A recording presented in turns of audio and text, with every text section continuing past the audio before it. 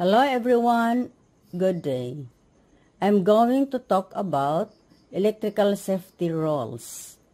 Rule number 1. Only electricians and authorized personnel should work on an electrical equipment or apparatus. Working on electrical equipment or apparatus requires specialized knowledge and skills to ensure safety and compliance with regulations. Only electricians or authorized personnel should perform such tasks as they are trained to handle electrical systems, identify potential hazards, and follow proper procedures to avoid accidents, equipment damage, or injuries. Rule number 2.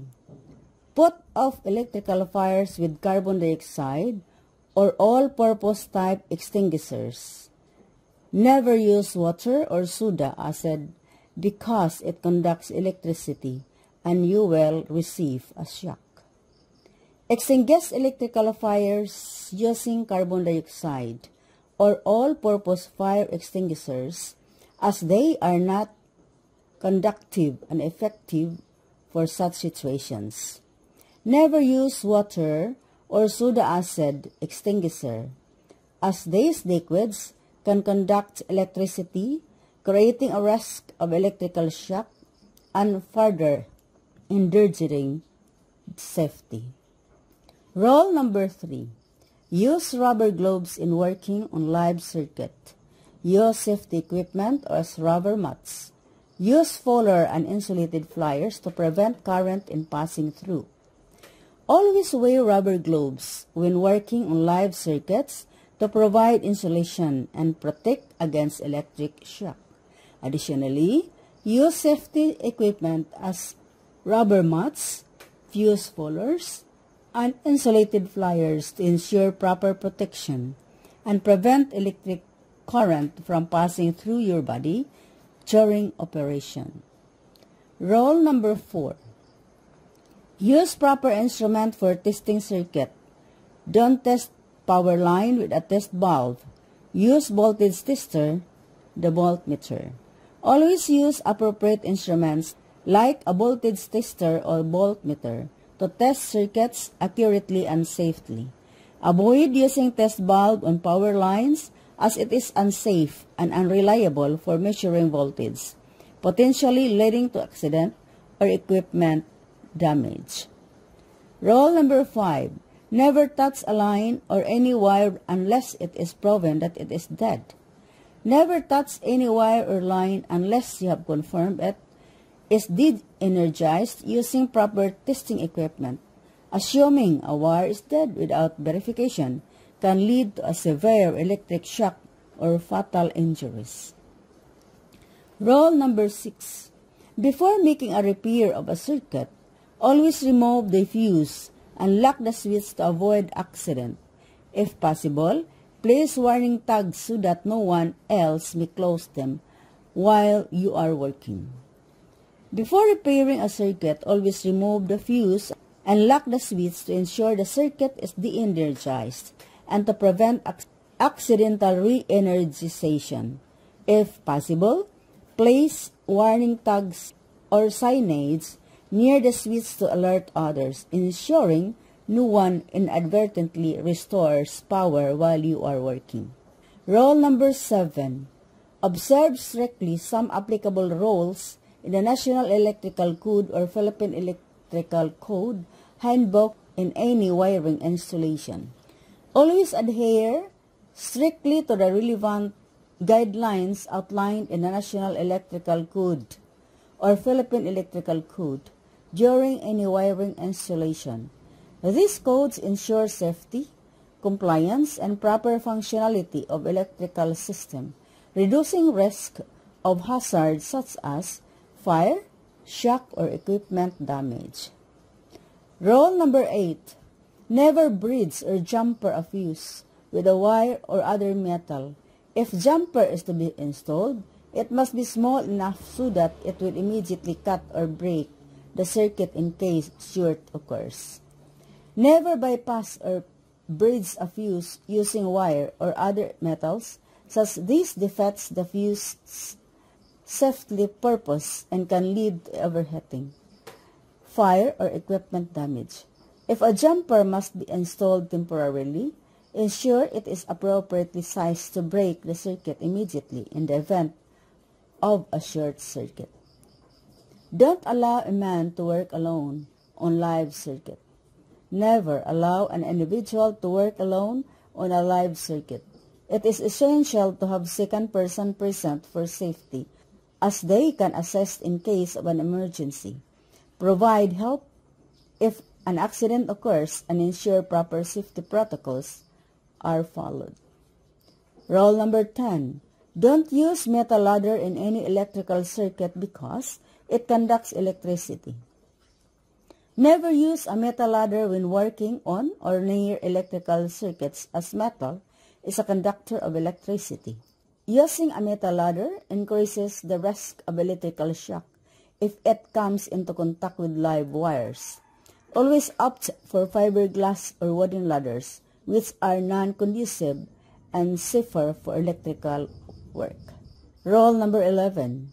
Check your electrical wiring in the house periodically by a qualified person.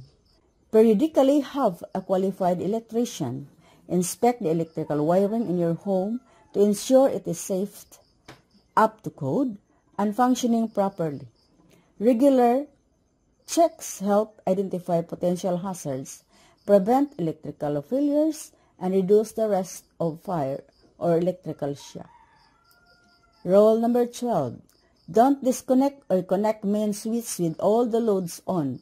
If possible, disconnect some loads by its individual switch so that sparks in contact point will be lessened. Never disconnect or connect the main switch while all loads are still on. If possible, turn off individual loads using the respective switches first. This reduces the risk of sparks at contact points, preventing electrical hazards and potential damage to the system. Rule number 13. Don't use or operate any electric device near a plumbing fixtures. Never use or operate electrical devices near plumbing fixtures such as sinks, bathtubs, or pipes. Water is a conductor of electricity, and proximity to plumbing increases the risk of electrical shock if the device comes into contact with water or moisture. Rule number 14. In washroom or bathroom, electrical fixture within reach should be made of insulating materials. In washrooms or bathrooms, electrical fixtures within reach should be made of insulating materials to prevent electrical shock. Using non-conductive materials for outlets, switches, and other fixtures ensure safety by reducing the risk of electrical current passing through the user in case of accidental contact with water or damp surfaces. Rule number 15. Disconnect electrical cords from outlets by pulling the plug, not by pulling the cord. Always disconnect electrical cords from outlets by pulling the plug, not the cord. Pulling the cord can damage the wiring inside, leading to potential electrical hazards or shorts. Grasping the plug ensures a safer and more reliable disconnections. Rule number 16. Place electrical lines or extension cords in such a way that it cannot step upon in a working area. Place electrical lines or extension cords in a manner that they are not in pathways where they can be stepped on. This helps prevent tripping hazard, reduces wear and tear on the cords, and minimizes the risk of accidental damage or electrical shock. Rule number 17. In welding, keep your body insulated from the work and the electrodes. With a bare hand, always use hand gloves. While welding, ensure your body is insulated from the workpiece and electrodes to prevent electrical shock. Always wear insulated gloves to protect your hands and avoid direct contact with the welding equipment, ensuring safety during operation. Rule number 18. Ground all portable tools and other equipment to give additional protection. Ground all portable tools and equipment to provide an extra layer of protection against electrical shock. Proper grounding helps divert any stray electrical current safely to the ground, reducing the risk of injury or equipment damage. Rule number 19. When using external lamps, be sure to have a cage guard over the bulb. Don't use cord in an open brass socket. When using external lamps, always ensure that a cage guard is placed over the bulb to protect it from breakage and to prevent accidental contact with a hot surface. Never use a cord with an open brass socket as it exposes live contacts, increasing the risk of electrical shock or short circuits. Rule number 20.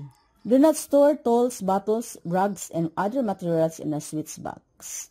Do not store tools, bottles, rugs, or other materials in a switch box. This can obstruct proper functioning, cause overheating, or create fire hazards.